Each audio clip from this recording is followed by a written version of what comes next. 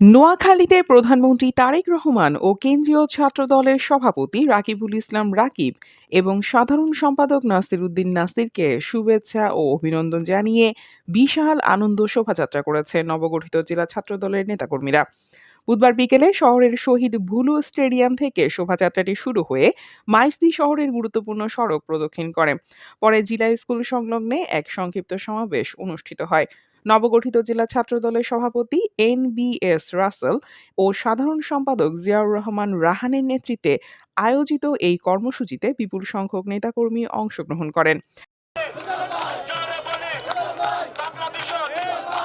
শোভাযাত্রায় বিভিন্ন banner, festoon ও স্লোগানে মুখরিত হয়ে ওঠে পুরো এলাকা। সমাবেশে বক্তারা বলেন, নতুন নেতৃত্বে সংগঠন আরও গতিশীল হবে এবং তৃণমূল পর্যায়ে কার্যক্রম জোরদার করা হবে। তারা বিএনপির ভারপ্রাপ্ত চেয়ারম্যান তারেক রহমান এবং ছাত্রদলের সাধারণ সম্পাদক নাসির উদ্দিন নাসিরের প্রতি কৃতজ্ঞতা প্রকাশ করেন। বক্তারা আরও বলেন, সংগঠনের ভেতরের সকল বিভেদ দূর করে ঐক্যবদ্ধভাবে কাজ করার মাধ্যমে ছাত্রদলকে আগামীর চ্যালেঞ্জ মোকাবিলায় প্রস্তুত করা হবে। এর আগে জেলার বিভিন্ন উপজেলা ও ইউনিয়ন থেকে খণ্ড খণ্ড মিছিল নিয়ে নেতাকর্মীরা শহীদ ভুলু স্টেডিয়ামে জড়ো হন। পরে তা এক বৃহৎ শোভাযাত্রায় পরিণত হয়, যা শহরের প্রধান সড়কগুলোতে ব্যাপক সাড়া ফেলে। আমরা কি বিগত সম্মুখীন ঘটেছিলাম? আজকে আপনাদের ভালোবাসার প্রমাণ করছে আমরা কি? আমরা বলবো আমার ভাইদের বয়স অনেক হয়েছে, আমরা প্রশাসনের ছাত্র, আমাদের ভাইদেরকে আমরা সম্মান করি, ওনারা আমাদেরকে কৃতজ্ঞ করেছে। তবে আমরা আমাদেরকে ভালোবাসা দিয়ে বুকে আগলে রাখতে চাই। আমরা কোনো দ্বন্দ্ব চাই না।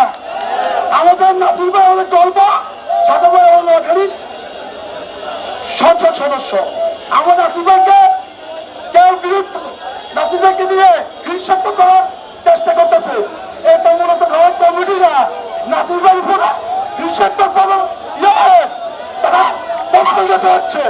আমরা বলবো নোয়াখালী জেলা ছাত্রদল অধিকার সবচেয়ে শক্তিশালী হবে ইনশাআল্লাহ। ইউনিয়ন পৌঁছা থেকে এমন দুর্গ শুরু করবো ছাত্রদলের, সেটা তৃণমূলের উপরে নির্ভর করবে ছাত্রদল কেমন সংগঠন হবে। News desk, Dhaka.